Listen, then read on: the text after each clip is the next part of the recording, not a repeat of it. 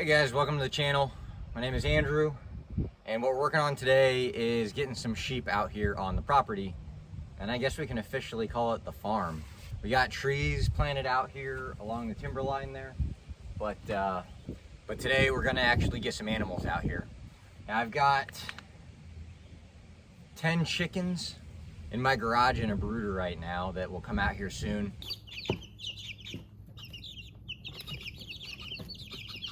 Can I put that one?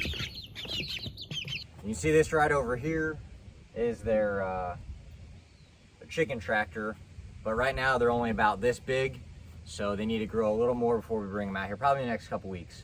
But today we're putting a different animal out here, a ruminant animal. We're going to pick up some sheep. So I spent the past couple days kind of getting some temporary infrastructure put in for them. We got this electric fence, and what we have is down the center of the property here. Down the center of the property here, you can see we've got T-posts put in, and those T-posts go for probably 600 or so feet. And then we have hot wire on the bottom, 8 inches off the ground.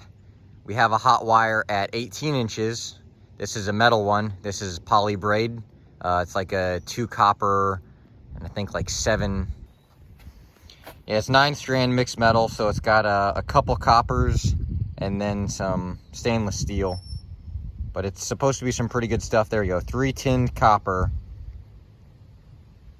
and 6 stainless steel. So that tinning should just be to control oxidation.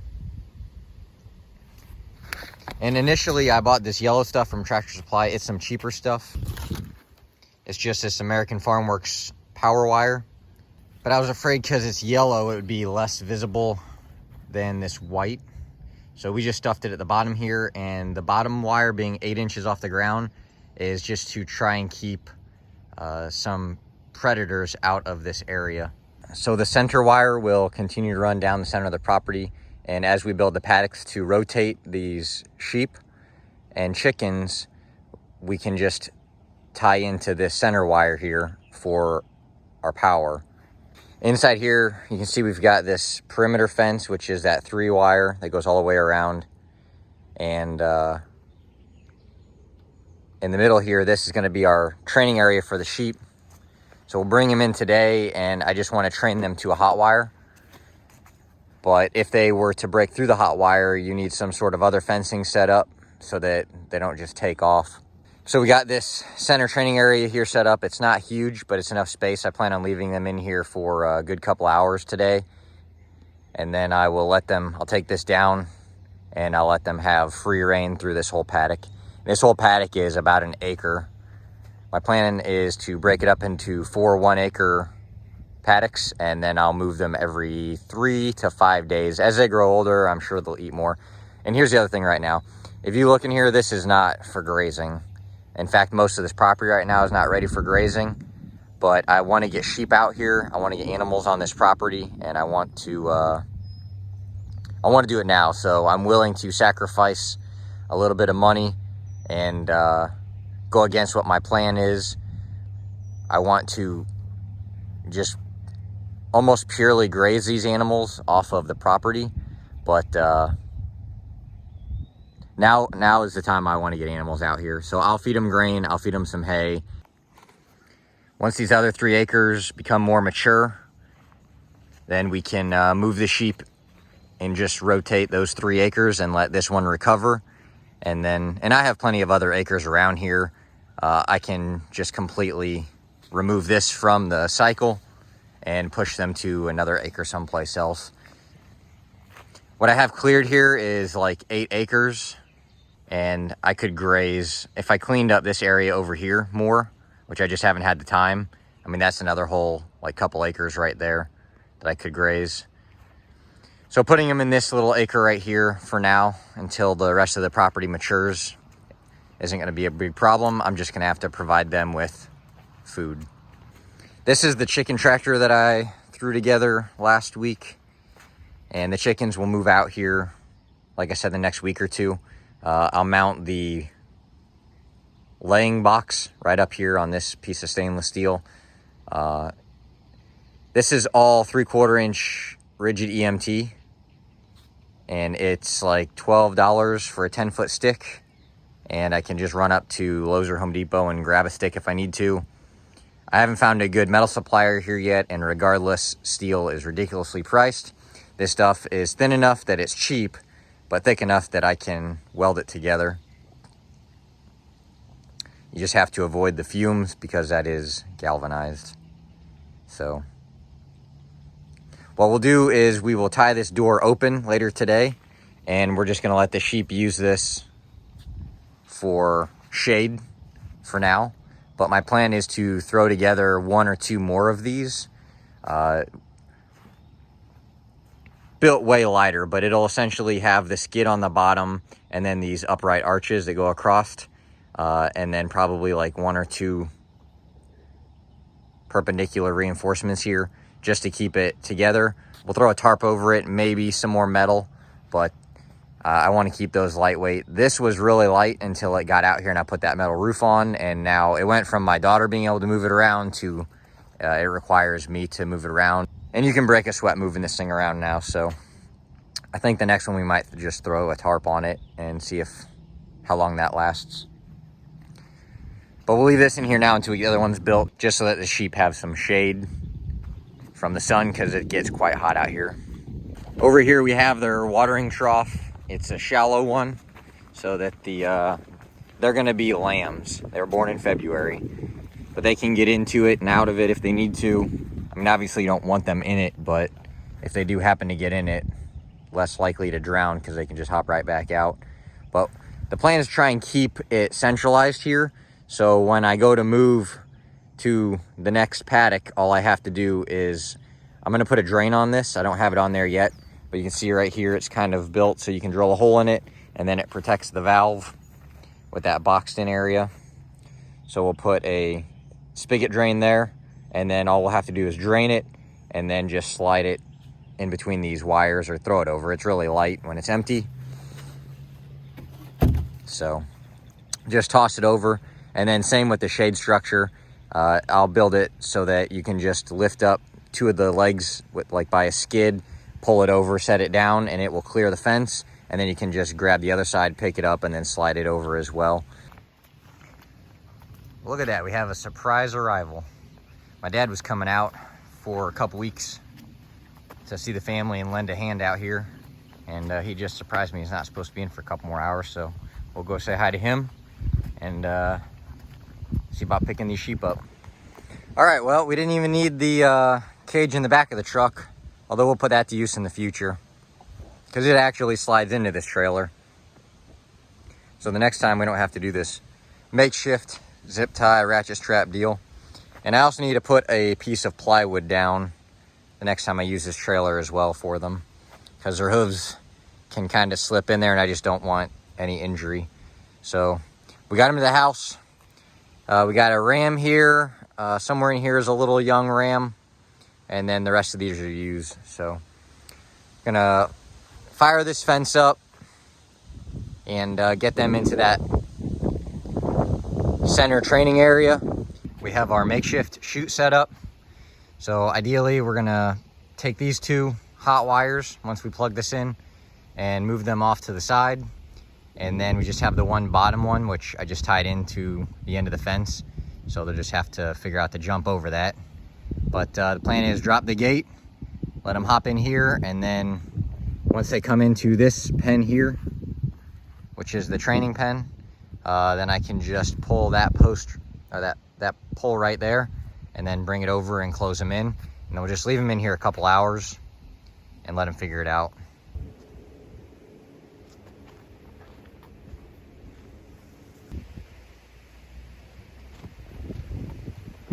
So I guess we're just gonna see how this goes.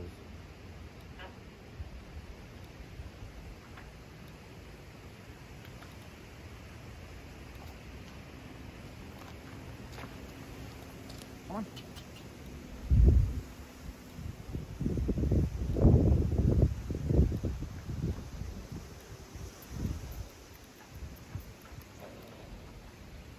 Come on.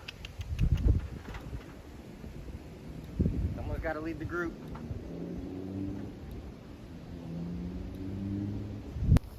Well, let's see if they like grain.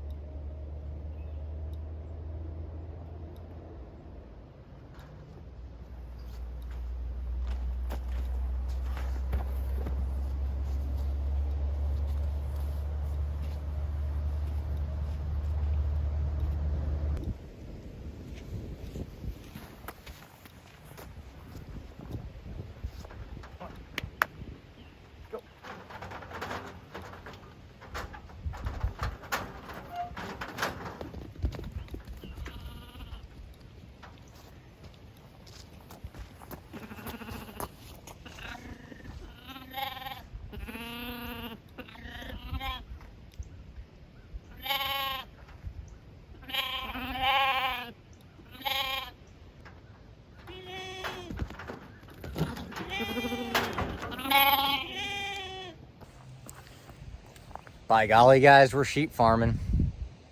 There they are in their little pasture. Not much of a pasture, but it'll get there. We'll work the grain and hay until I can get these pastures in better shape. But we'll make sure they're well fed and taken care of. No worries there. So we got them where they belong. Fence is hot. At least 2 of them have already learned or relearned about the fence. So.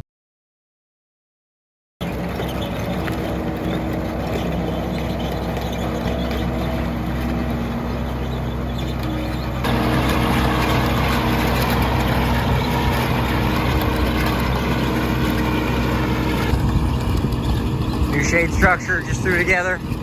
More of that EMT 3/4 inch. I won't be making anything else out of that stuff. It's just so difficult to weld.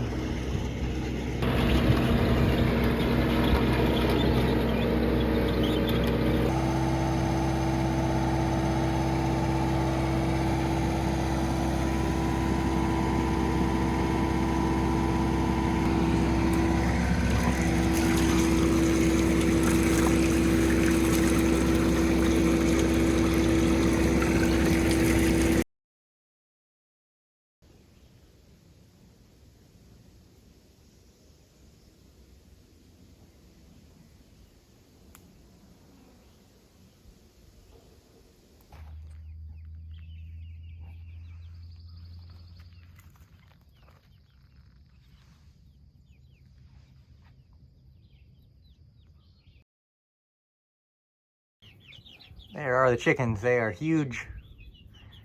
They're not even chicks anymore. They got their feathers. Just out here doing chicken stuff. We just moved them, got them in a chicken tractor. So it's the first time I've pulled it. They've kind of been sitting on that one spot for a little while. You can see how there's not a whole lot of grass out here, but they don't really eat grass. They just eat the bugs out of the soil, best chance.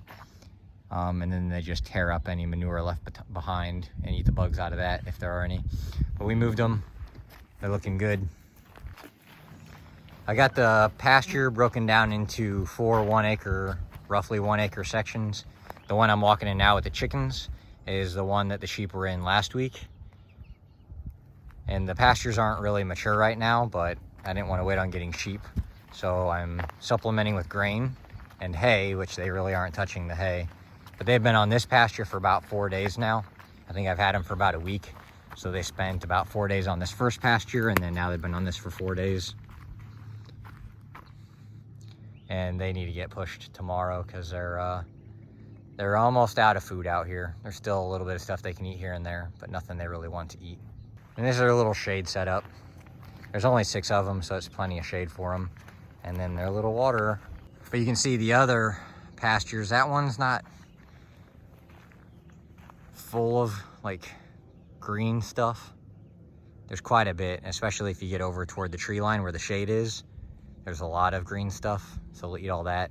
They love all this big broadleaf stuff. They won't eat the little pokies on that, but they will tear them leaves up. And then it'll cut in half about right here, and then you can just see this up here is just covered in edible stuff. So we'll probably leave them on this pasture for about 3 days, and then we'll push them to this fourth one, and then hopefully this first pasture will be ready for regrazing. We need some rain. But they love climbing these hills and eating all this. See all this green stuff growing in here? They love just climbing around on these hills and eating that. That's why you can see that hill back there beyond the shade screen. That thing is just stripped clean. It looked like this one did a couple days ago. So they play king of the hill. They love playing on the hills, and then they'll just sit up there and munch all that stuff down, which is good for me. Keeps it from growing up. But eventually all these hills get moved to the back of the property until it turns back into just some real good soil, and then we'll spread it around in the low spots out here.